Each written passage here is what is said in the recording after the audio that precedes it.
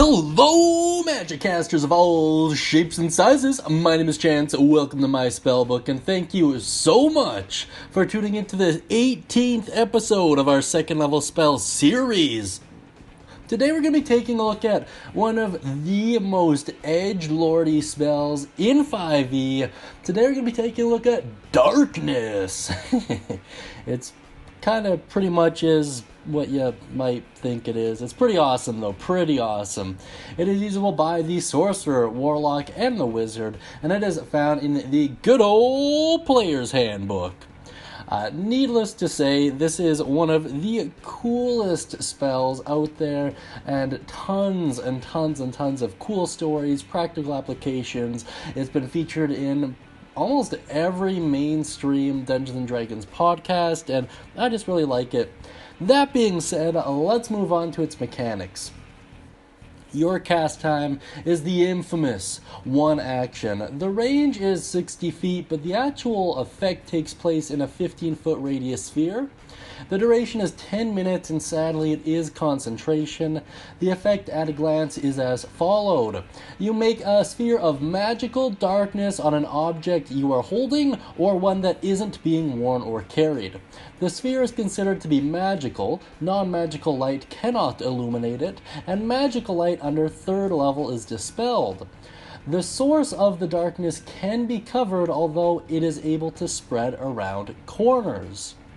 In terms of the components, it is material and verbal. The material component, in case you are curious, is bat fur and a drop of pitch or piece of coal.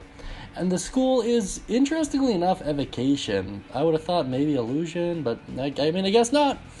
That being said, let's move on to its full description and break it down a little bit further. Magical darkness spreads from a point you choose within range to fill a 15-foot radius sphere for the duration. The darkness spreads around corners. A creature with dark vision can't see through this darkness, and non-magical light can't illuminate it.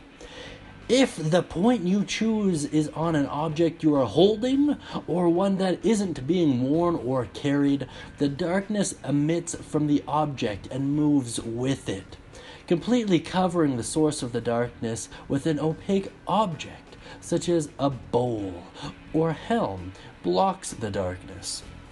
If any of this spell's area overlaps with an area of light created by a spell of 2nd level or lower, the spell that created the light is dispelled.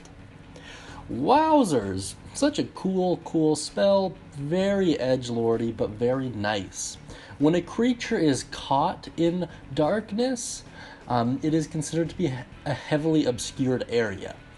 So from the PHB, a heavily obscured area such as darkness, opaque fog, or dense foliage blocks vision entirely.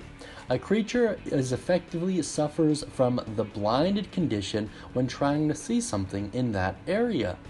And the blinded condition, we've covered it a couple times on the channel, but a blinded condition can't see and automatically fails any ability check that requires sight. Attack rolls against the creature have advantage, and the creature's attack rolls have disadvantage. Very cool stuff here. With that all being said and done, let's check into some alternative uses here. So something I would like to point out is that once again, after the spell is cast on the object, the sphere of darkness moves with the object. So, something else that's going to be worth pointing out, the only real way to be able to see through this stuff as a player, at least at early levels, is to be a warlock and grab the Devil's Sight Evocation.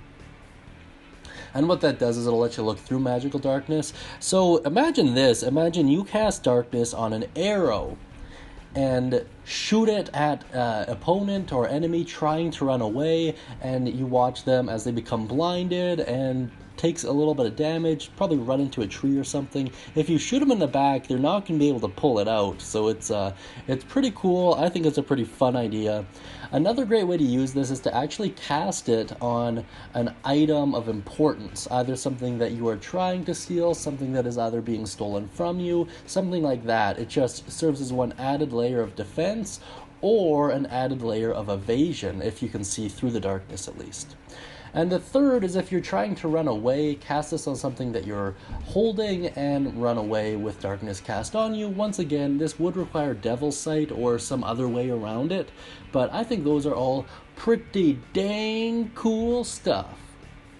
That being said, if you have any alternative uses, interesting ideas, or cool concepts, I'd really like to hear them down in the comment section beneath. I just enjoy reading them, and I know everyone else does as well.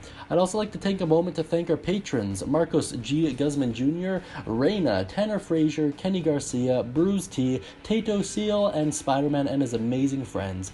Thank you so much, guys. I really appreciate the support, and I wish you all the best, as always. If you want to chat with us and myself, we do a daily live stream every day from 10 p.m. to 11 p.m. Mountain Standard Time.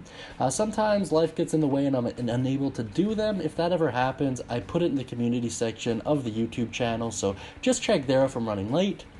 And if you like that cool hand-drawn Dragonborn on the screen and you'd like your own hand-drawn D&D picture, please check out our Patreon videos to figure out exactly how to do that. That being said, I hope you all have a wonderful day, and as always, happy casting.